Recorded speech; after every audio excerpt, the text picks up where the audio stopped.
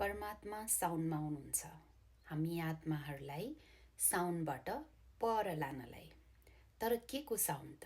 के साउन्डबाट हामीलाई पर लानुहुन्छ परमात्माले? थाहा छ तपाईँहरूलाई?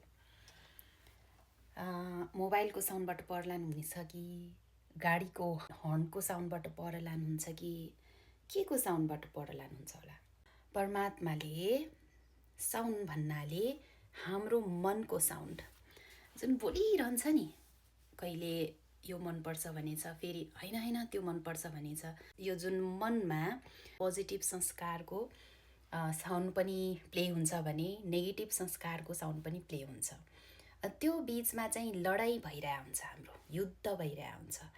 हो, त्यो साउन्ड चाहिँ तिमीहरूको होइन है, तिमीहरूले त्यो साउन्डलाई नसुन भनेर त्यो साउन्डबाट चाहिँ हामीलाई साक्षी हुन सिकाउनुहुन्छ। साक्षी, बाहिरी दुनियाँलाई साक्षी भएर हेर्ने होइन, हामी मनभित्रको यो जुन साउन्ड छ त्यसलाई चाहिँ साक्षी भएर हेर्न परमात्माले हामीलाई सिकाउनुहुन्छ।